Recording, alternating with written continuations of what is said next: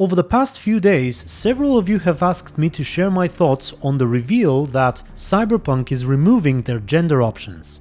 I honestly wasn't keeping track of it because I had just returned from my small break and I had a lot of catching up with my videos and comments and whatnot, but I'll try to briefly address this controversy, if that's what it is. So here's the thing, it turns out that when creating your character, allegedly at least, you will no longer be able to choose between male and female. Instead, you will have a choice between the male and female body type essentially, as well as the male and female voice. And the big news is obviously that you will be able to combine them any way you want. So you can have a character who looks like this, but who sounds like that. Shit, Victor. Not bad.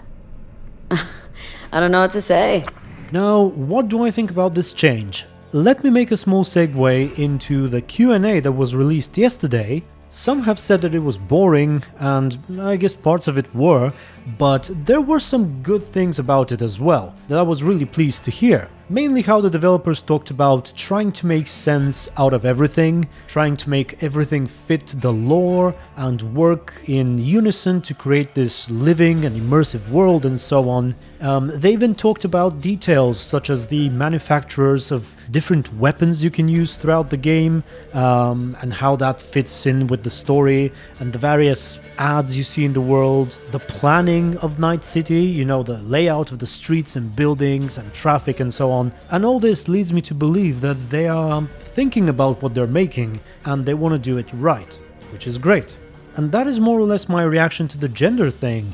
If done right, and if it makes sense within the world, I'm all for it. So let us now see if it does. Well, I've no idea yet, but I do know a few things.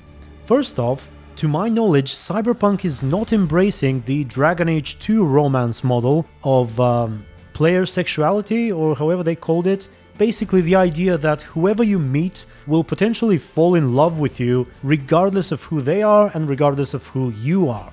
Instead, the developers have talked in the past several times, I believe, about how the characters you meet in Cyberpunk will have their own predetermined sexualities. Or at least most of them will.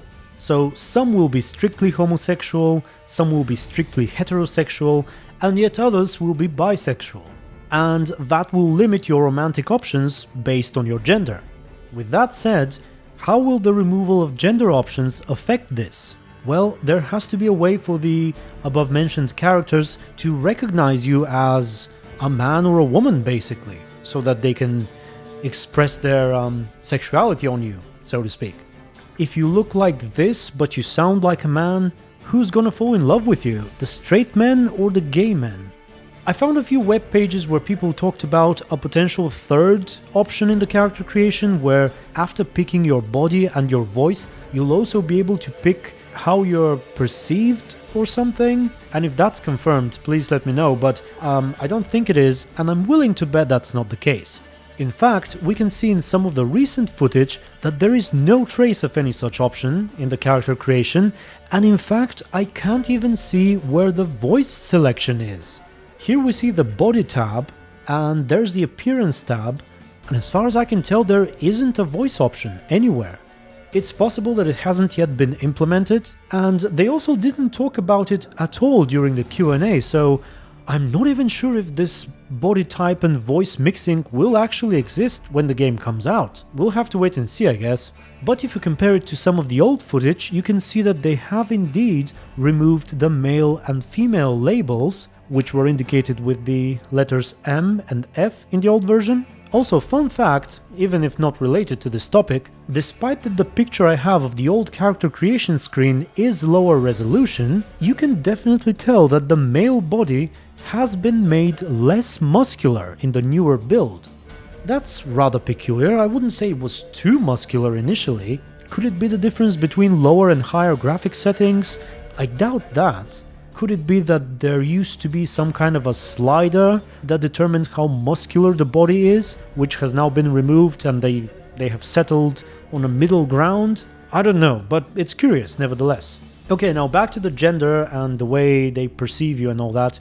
Given that apparently a good portion of the voice acting for the game is already complete, Hell, maybe even most of it is already done, I'm not exactly sure. And the fact that no gender change is a relatively recent decision, I think the obvious answer is that it's going to be the voice. That the voice you choose will determine how others see you and interact with you. So if you look like this and you sound like a man, it's going to be the straight women and the gay men that you can romance. At least that's what I think. Here's my potential problem with this. I don't think it's gonna be a good idea if nobody pays attention to the, how shall I put it, dissonance between your looks and your voice. And of course, if that's something that's actually common in the world of Cyberpunk, then it's not a big deal. But if your character is the only one, the only individual, probably one of very few individuals in the whole world, who, for example, have a perfectly female-looking body and a male voice, and nobody seems to have any reaction to it, that's going to be bothersome. Especially if you take a look at this screenshot here, it says, define your appearance. In Night City, looks are everything. So if looks are that important, and your character has something incredibly unique and unnatural, provided it's actually unique and unnatural in the world, and nobody pays attention to it, or has any unique reactions to it, I think that will be a problem.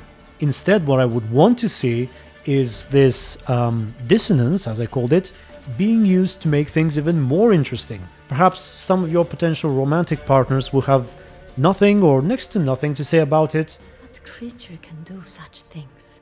Higher vampires, we call them. Hold on, some Higher Yet Vampires all video are suddenly still started playing. brainless beasts. Alright, so yeah, I'm working on another Higher Vampires video for The Witcher, but where was I? So maybe some characters will not have a problem with this, but it would be great if others do. Perhaps certain characters would not want to romance you if your looks and voice do not match. And who knows, maybe as your relationship with them develops, they will be able to look past that, or they will not be able to look past that. Who knows? It could be interesting, and it could add something to the whole experience, and I'm all for that. I think I can ask you this question, and perhaps you can answer me down in the comments.